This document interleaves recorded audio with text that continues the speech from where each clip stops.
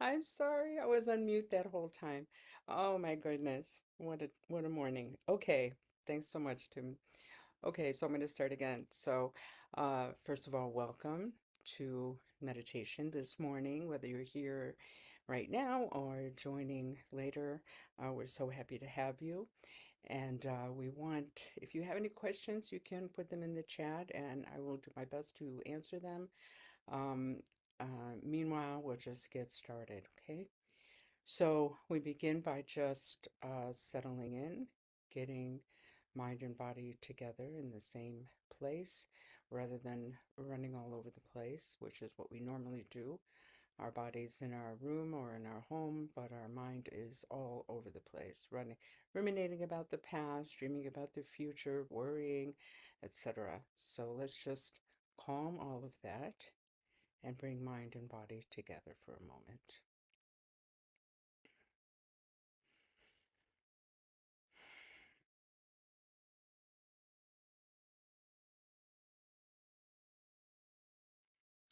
Now we want to generate our bodhicitta motivation. So bodhicitta is a Sanskrit word.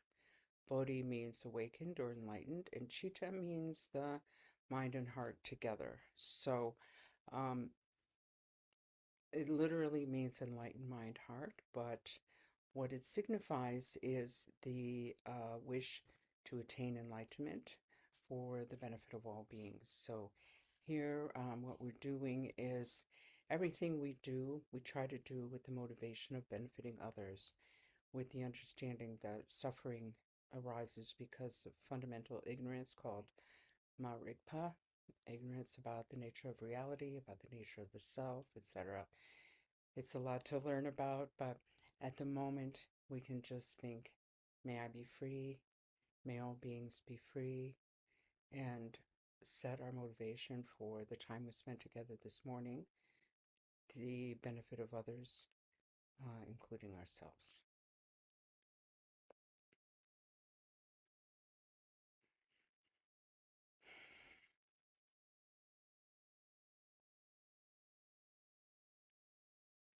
Kunsanda samkarapshiri sam pemakarajapani shuna sosunapnata dingasaso katana manam no so wande amin chiki and ki pojane to sumsage quinking woni transem shagunu sun transepa so wait a minute shafla so wande.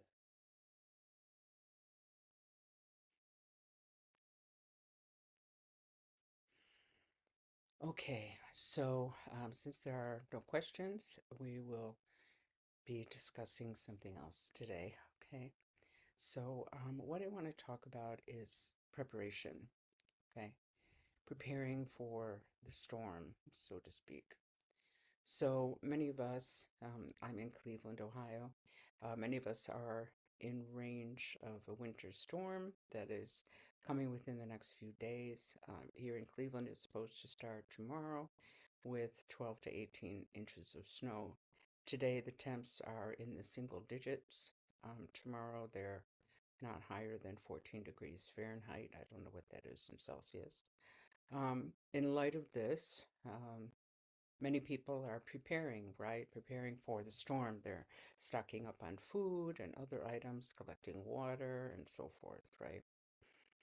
So I'm often online, and it's interesting how much online is about caring for ourselves and our own needs, and how little on caring for others. We're all facing this situation.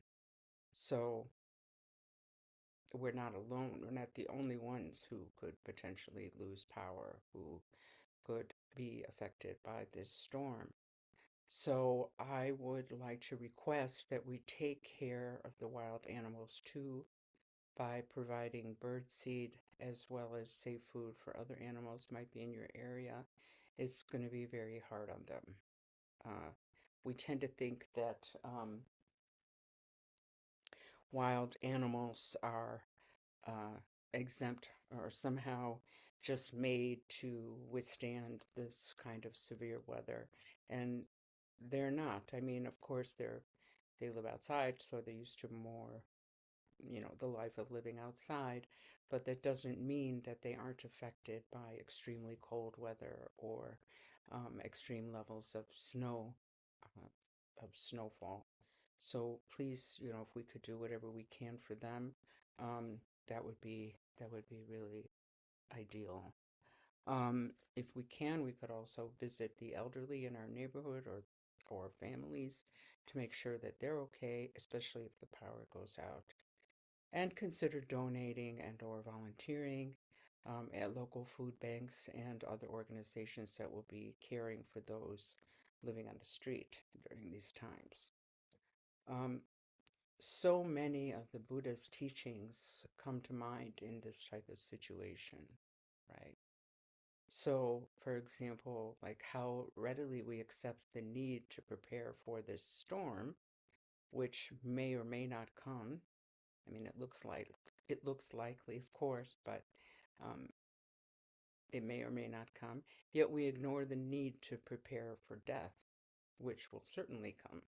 Yeah, we have this very strong tendency, unfortunately, to um, unconsciously believe that we will not die or that death is something far in the future.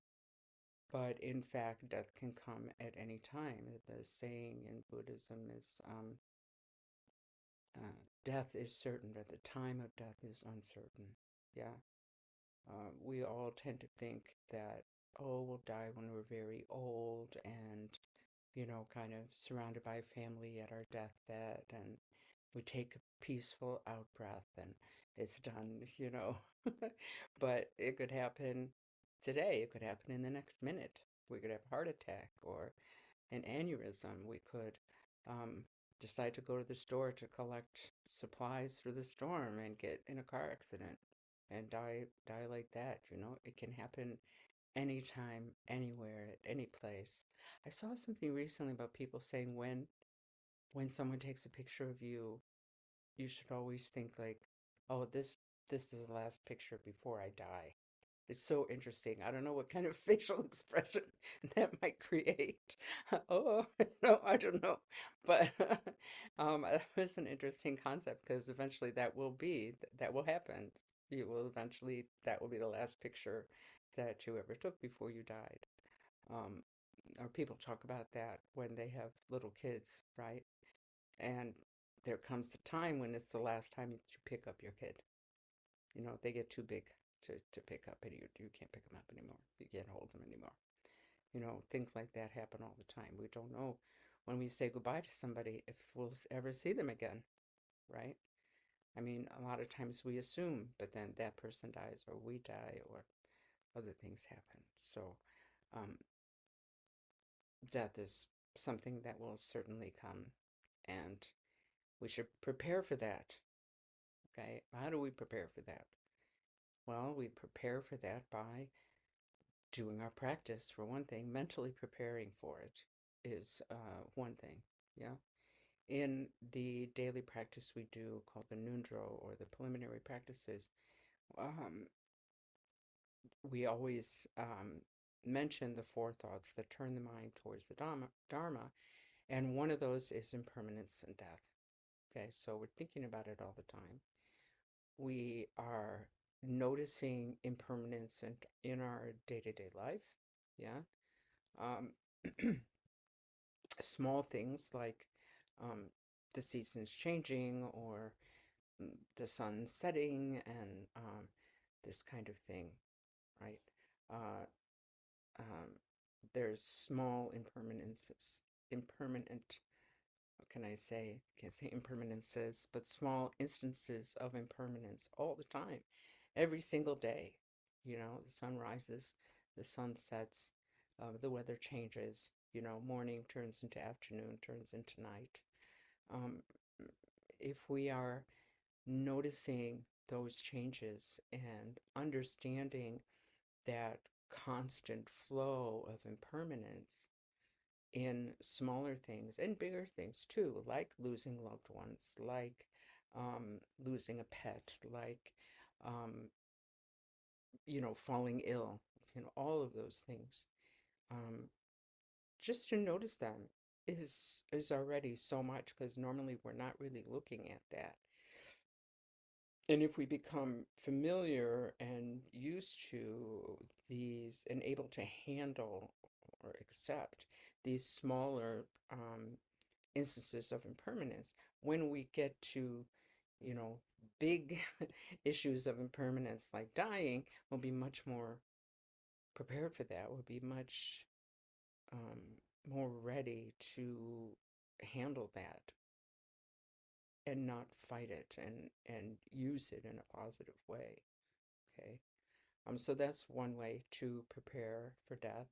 Also, there are um, doing whatever practice that we do, whether it's mindfulness or breathing practice or the practice of exchange or specific Vajrayana practices that we do, all help us to prepare for death. Even something like mindfulness or breathing can help us at death and while we're dying, but there are many more types of practices that we can do in that situation. And then there are the so-called practical things like preparing a will, preparing advance directives of what do we want to happen when we die, or what do we want to, um, uh, what do we want to do with our material possessions, um, what kind of funeral do we want, etc. Okay. Hey, Tess. I hope Lucy's able to join too, but maybe not. Um, uh, so, um, I was talking about funeral, right? So it's so helpful if we can pre-plan our funeral. It might sound to some people, I don't know, morbid, or it might sound kind of ridiculous. We might say, well, I'm only in my 30s or I'm only in my 20s. Why am I going to do that? Because of what I said earlier, we don't know. We have a tendency to assume we'll be very old when we pass away, but actually we don't know that. Okay. Um, oh, great. Hey, Lucy. So, I remember, so my family's in the funeral, was in the funeral business. They're no longer. My grandfather started it, my father took over, and then my brother took over, and then he retired. So we're not in that business anymore. However, um, my there is a service, I guess. There's a service that I think all funeral homes now do, which is where you can pre-plan and prepay for your funeral. Okay. And the advantage of that is you pay now for your funeral. That price never changes. You never have to pay more. Even if you die in 40 years, you still are, uh, you don't have to pay any more money for that. And you have everything set, like, I want this kind of service, I want this kind of music, I want this, um, clergy or what have you, right? And I want this kind of casket, I want to wear this kind of clothes, whatever. And you can change those things over time if your mind changes or your faith changes or what have you. You can always change those things. But more importantly, more important than the money is the details. Because when a loved one dies, okay, the person who is left behind is grieving, okay? And if you've ever been through grief, you know that it is very hard to handle day-to-day things, or can be very hard to handle day-to-day things like decisions and so forth. So in this grief process, you know, to have to plan the funeral is can be extraordinarily difficult. So if we pre-plan our own funeral, it's such a gift to our loved ones. All they have to do is walk into the funeral home, sign a piece of paper, and leave. That's it. They don't have to decide the casket, the clothes, the music, the blah, blah, blah, blah, blah, all these things, right? Wondering, oh, is that what she would have wanted? I'm not sure. Maybe she would have preferred this. It's so hard. So even if we don't want to do that through a funeral home, we can do that at home ourselves. Maybe we could call a funeral home and say, hey, what do you guys need? Like, what kind of information do you need? So you don't have to put out any money, is what I'm saying, if you don't want to, okay? Um, but at least to have it written out, I want this kind of service XYZ, like everything that I just said, it's such a relief to those left behind. They know you did this. That means those are the things you want. They can be sure that they're carrying out your wishes and so forth. Okay. So that's something we can do too. But at least to have a will and to have a clear explanation, detailed explanation of what you want in the dying process and after death is so helpful. Okay. One of the things that happens, and this happened with my own mother, is there's these kind of like very brief sort of sheets where you just initial, it's like a little paragraph and you just put your initials. And she had filled that out ahead of time, but she didn't like plan her funeral. She didn't do a lot of things she could have done. Um, but one of those things is said something like, I don't want to be on prolonged life support. Okay. So, initial. And it's so inadequate. I cannot explain to you how deeply inadequate that is. What does prolonged mean?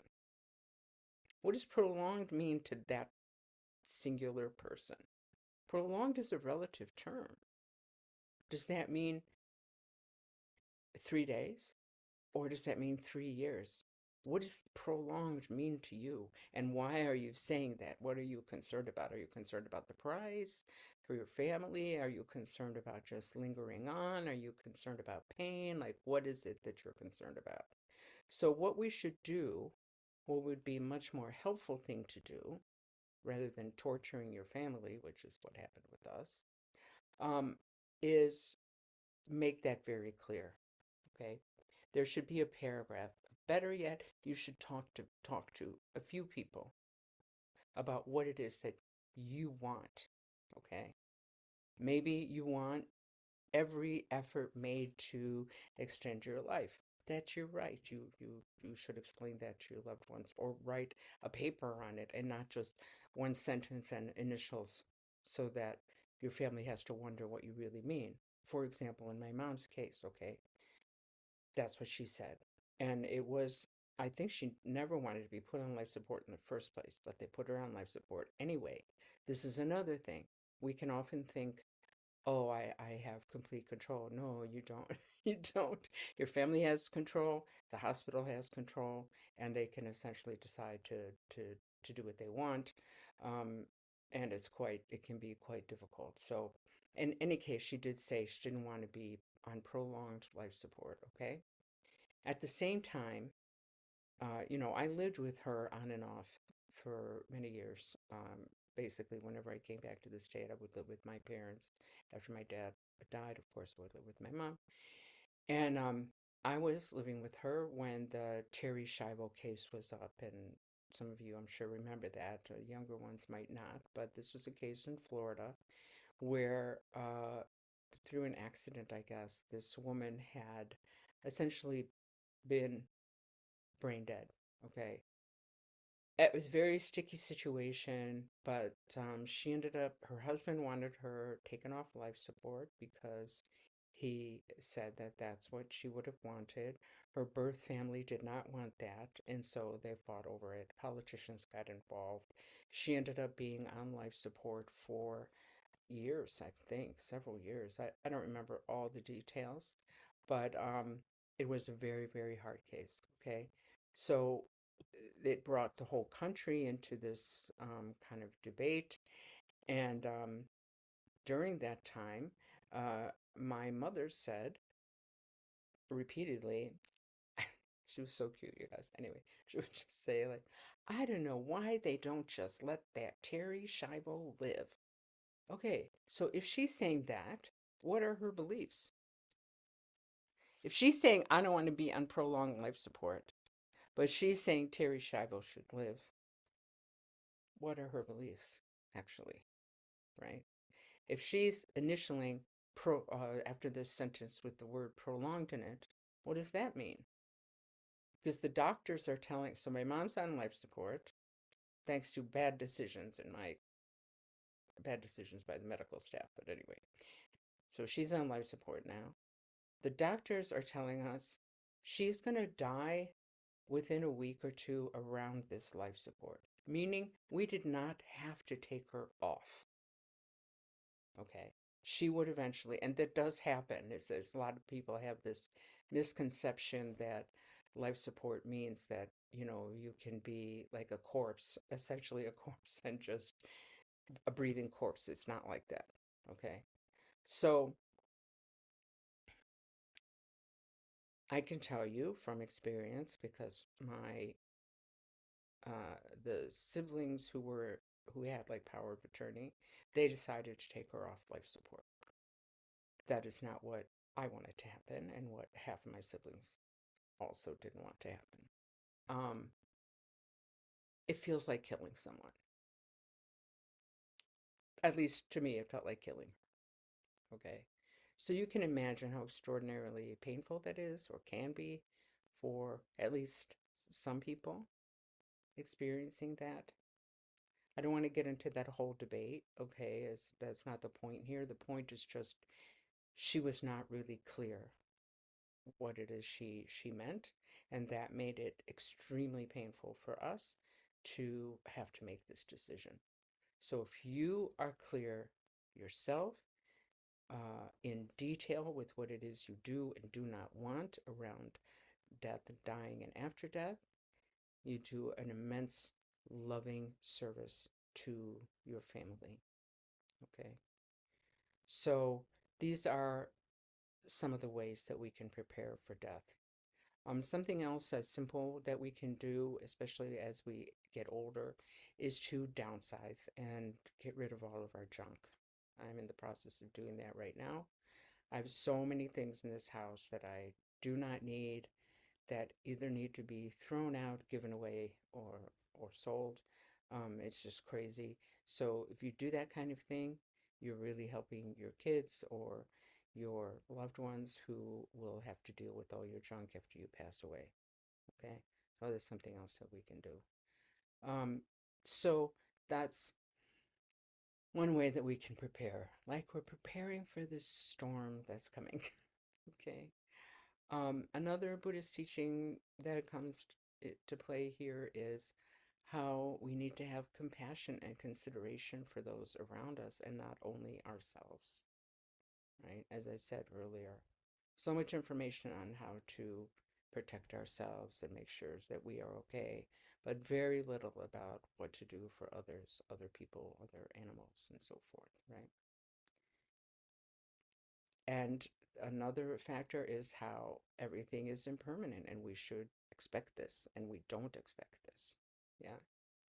Instead, we usually live in a kind of dull state uh, where we expect things to remain the same always. It's so crazy because we have no evidence that things remain the same, and we have mountains and mountains of evidence that things change all the time. Um, for example, we expect we'll always have heat and electricity, and we're surprised the power goes out. Now what do we do? Oh my God. Okay. We expect to live another day. We expect to, have an ordinary winter, or I don't know. We expect to see our friends and family tomorrow or what have you. Yeah. Things don't work like that. Things have never worked like that. Things will never work like that. And another Buddhist teaching that comes to mind is the suffering of beings. Yeah. You know, people and animals will die because of this storm. Unhoused people, many of whom are mentally ill, will suffer and die. Is that I'm sure that, the city is taking some precautions by uh, having warming centers and, making sure that people are out in the streets, trying to care for the unhoused. But there's always people who slip through the cracks, right? Um, it's quite a sad situation. Okay. There are many elderly people who live alone and can't care for themselves and don't have people who care for them. That's why I said, if you know people in your neighborhood or you have relatives who are living alone, this is a good opportunity to check on them, make sure that they're okay. And then there'll be people who get into car accidents because of the roads and die or end up in the hospital. There are people who die because an ambulance can't get to them. So there's so many things that come up in situations like this. So how do we prepare for these things? How do we prepare for impermanence and death? I already talked about death, right? How do we prepare for caring about others more than ourselves? How do we prepare for suffering? Yeah, we train the mind, we study, we practice. We need to understand that we can change. Yeah, that I think a lot of us get stuck in this notion that uh, we are just the way we are, and we don't really consider that we could be different. Yeah. Um, it's kind of pop what I think of sometimes as a Popeye mentality, like I am what I am sort of thing, but we can change. We can definitely change. If only for the truth of impermanence, right?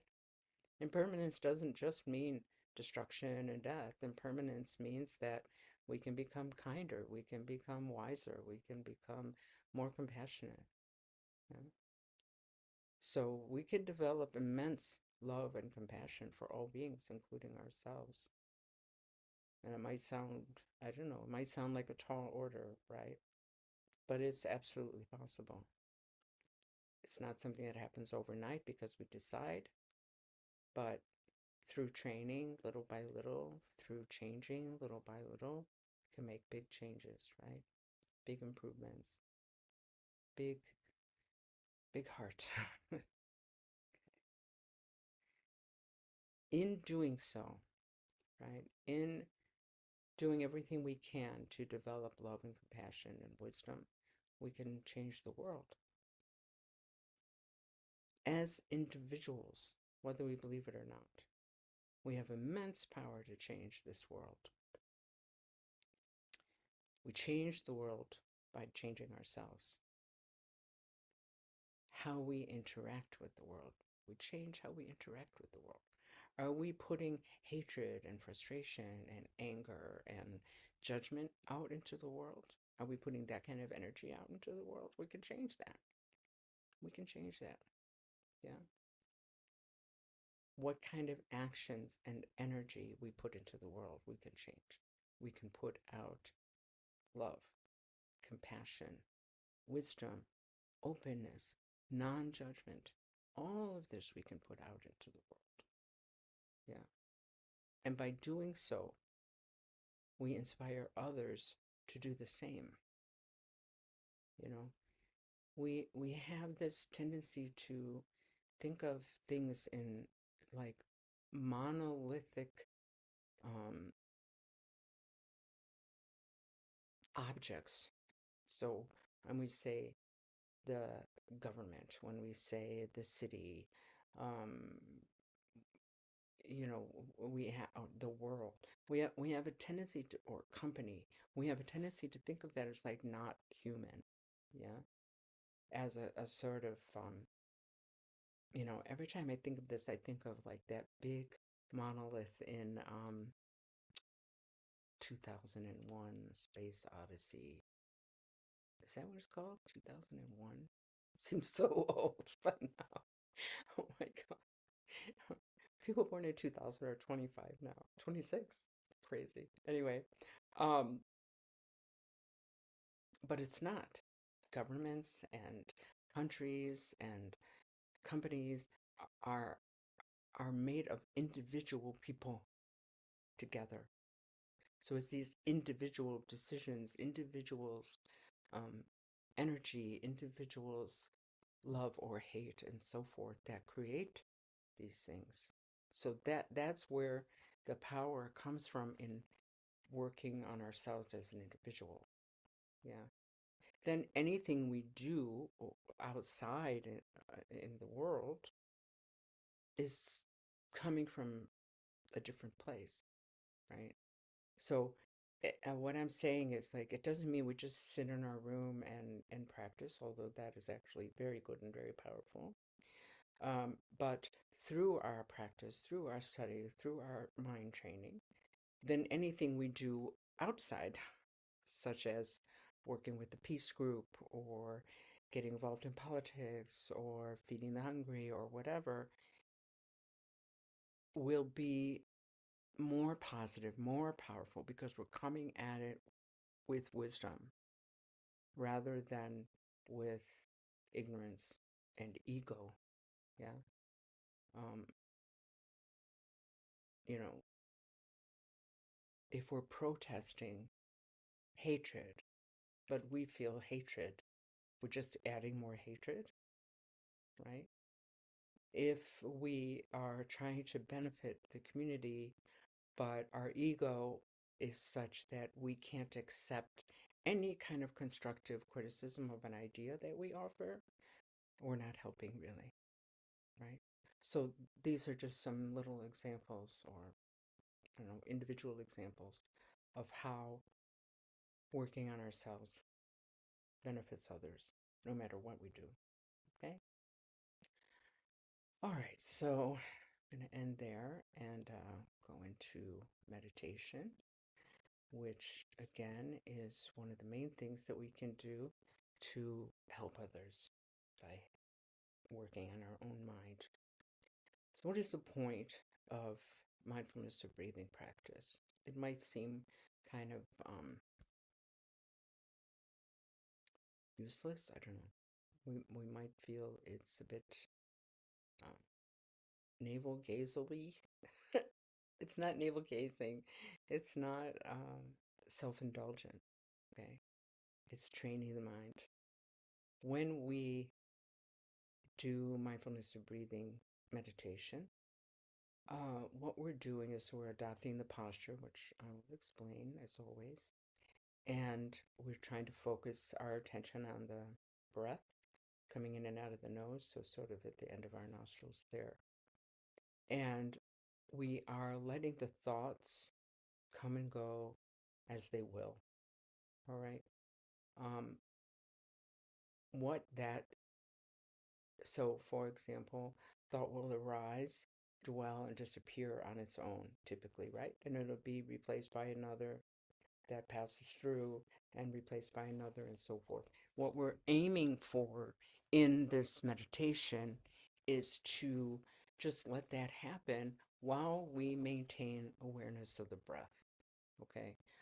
What what we normally do in our day-to-day life is we just follow. We just follow. We follow and feed every kind of thought and emotion that comes through. All right. And that causes us to act in ways that are often unwise, unkind, uncompassionate, and so forth. Okay. So through this meditation, we learn what is actually happening in our mind. What kind of thoughts do we have? How are these thoughts arising? Are these thoughts me? That's very essential because if we are not paying attention, we do have a tendency to believe these thoughts are me. Thought of anger arises, emotion, anger arises, and we just act on it.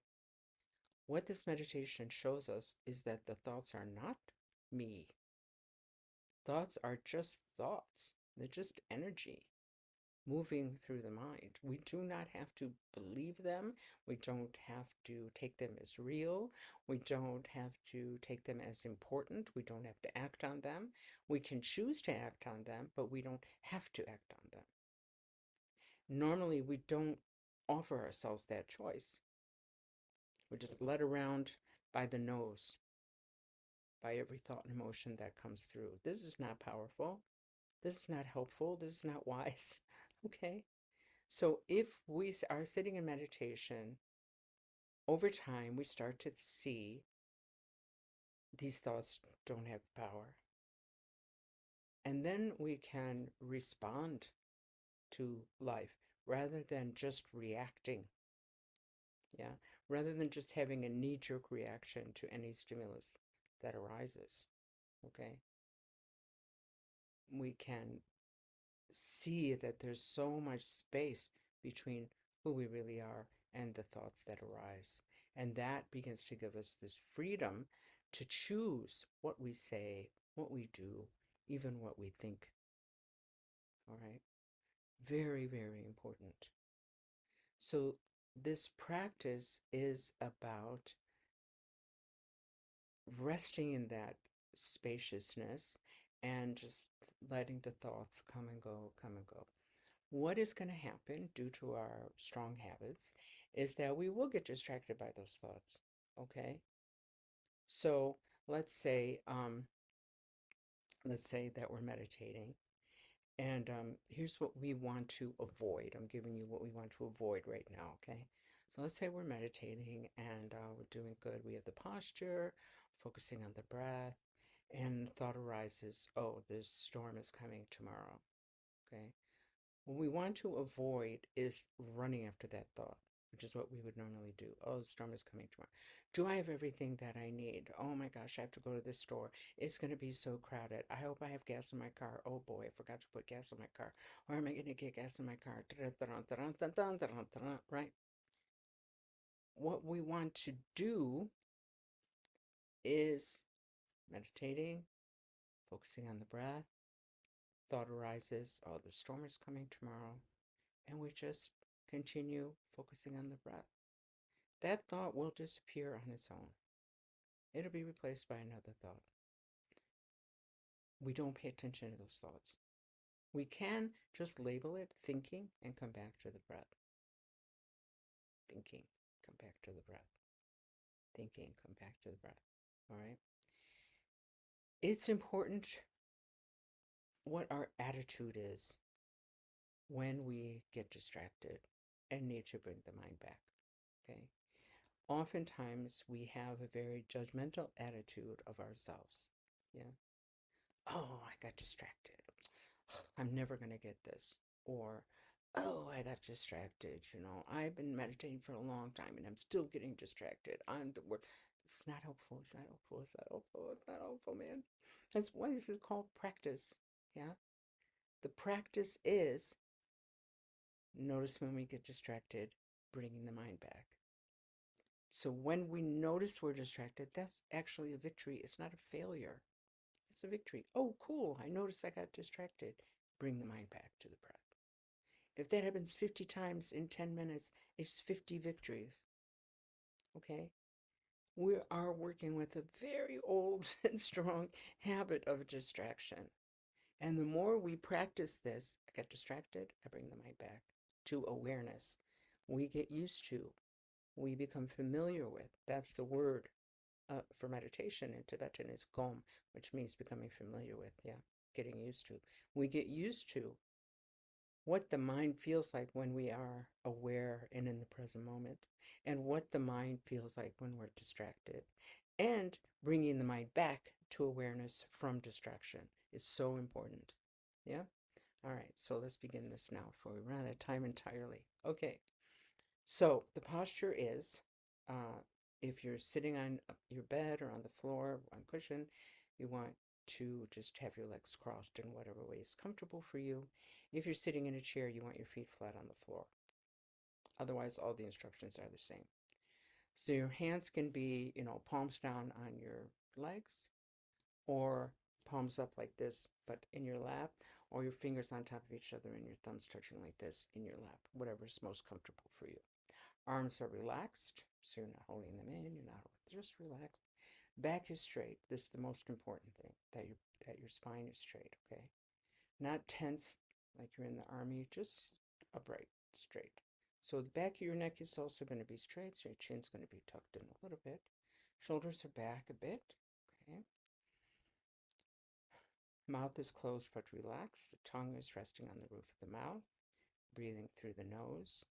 Ideally, the eyes are half open, looking down, the relaxed, unfocused, lowered gaze.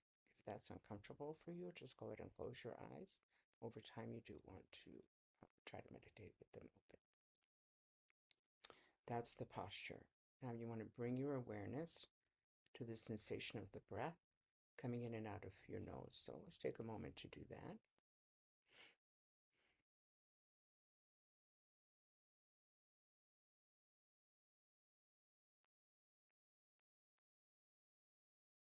Okay, so you want to try to maintain continuous, relaxed awareness of the breath coming in and out of the nose, your sensation, and let the thoughts come and go.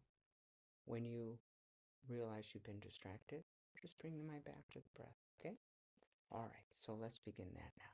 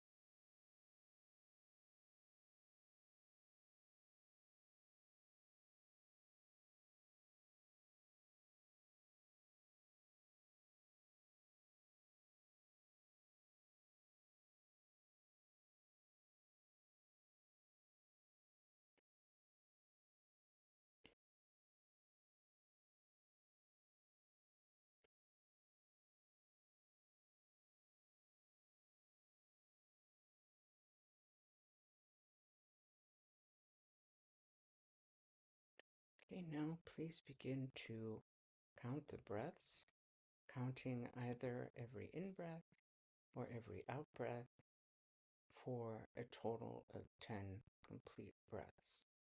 So the counting is just a tool to help us realize more quickly when we've gotten distracted, because we will have lost count and then we realize, like, where was I? No big deal. Just again, got distracted, bring the mind back, start again at 1. If you get to 10 without distraction, just go back to 1 and start again. So please begin that now.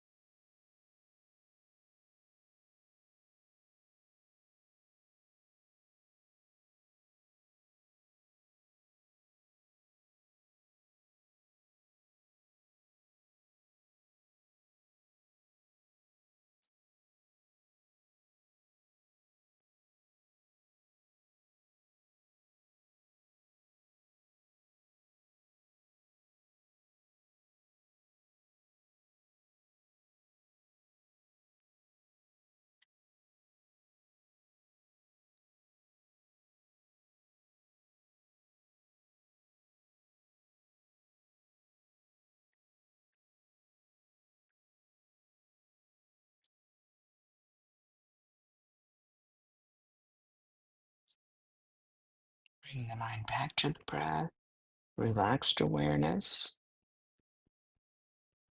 Your mind should be as relaxed as possible while maintaining awareness of the breath.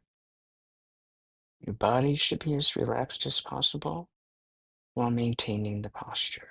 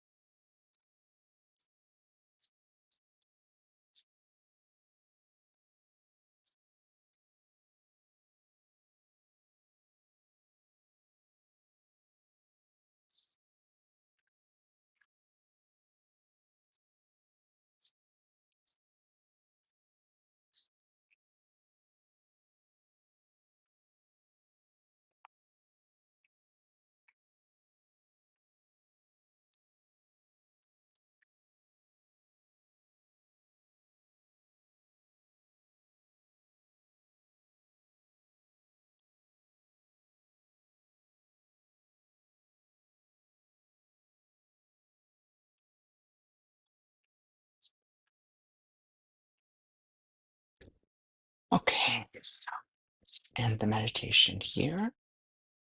Now we will go into the closing prayers.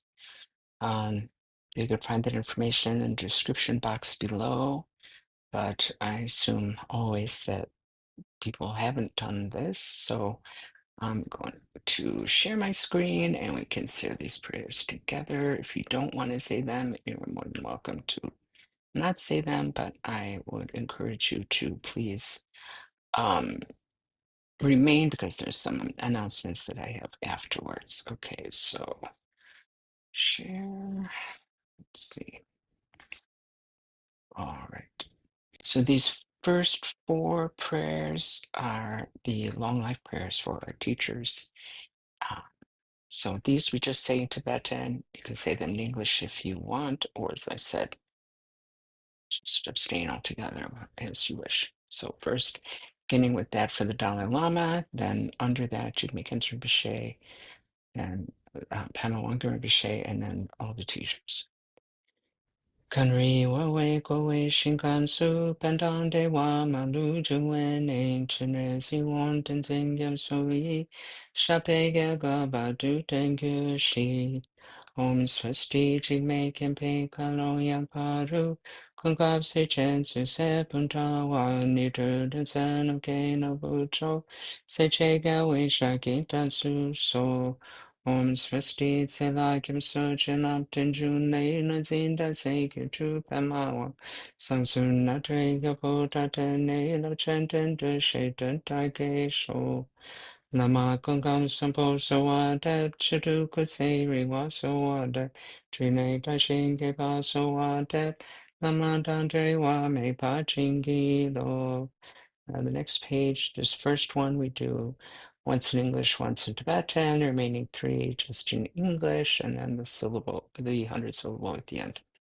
By this merit, may all attain omniscience, may defeat the enemy, wrongdoing, from the stormy waves of birth, old age, sickness, and death, from the ocean of cyclic existence, may I free all beings.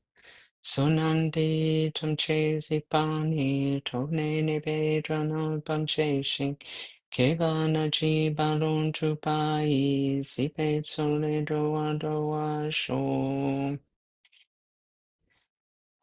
May bodhicitta, precious and sublime, arise where it has not yet come to be, and where it has arisen, may it never fail, but grow and flourish ever more and more. As long as space endures, as long as sentient beings remain, until then may it too remain and dispel the miseries of the world. Ever absorbed in the display of divine forms and primordial awareness, appearance, sound, and perception in the state of divinities, mantras, and dharmakaya, may I, inseparable from the practice of the profound and secret great yoga, attain within the essence of mind the state of one taste. Om Vajra Sattva Samaya Manupalaya Vajra Sattva Tenopa Tishtadrito Me Bhava Sutokayo Me Bhava Supokayo Me Bhava Anurakto Me Bhava Soasiri Me Prayatsa Soakama Sutsame Chitam Shriyang Kuruhung Ha Ha Ha Ha Ho Bhagawan Soatata Gata Vajramame Munsa Vajribama Samaya Sattva.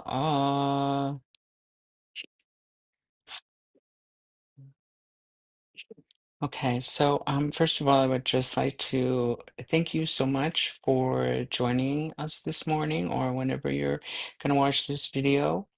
And I'd like to apologize for the sound issues at the beginning. And also, I didn't realize my earbud was connected to my phone and not to the computer. So I'm sorry if there were hearing issues as well.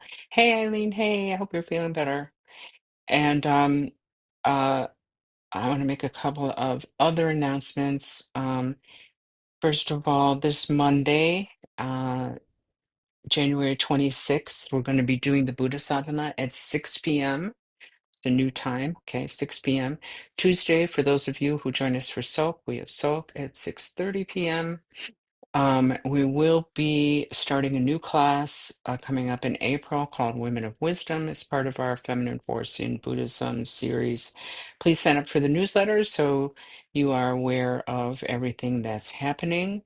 The other thing is, let's see. Yes. Okay, we have meditation every Saturday. It's always on YouTube every Saturday, but the second Saturday of the month, we are also in person at the Lakewood Public Library. So if you'd like to join us there, you're more than welcome.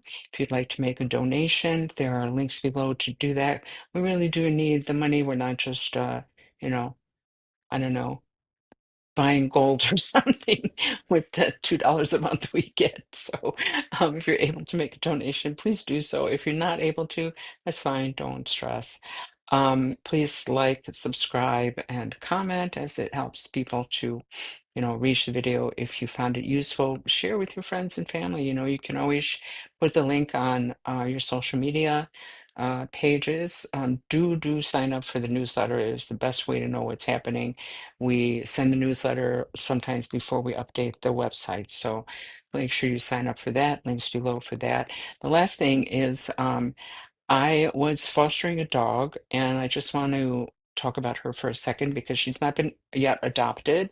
So if you want to go, you can go if you're not interested. But if you or someone you know is interested in adopting a very sweet dog, um, please think about that. I'm going to share photos of her.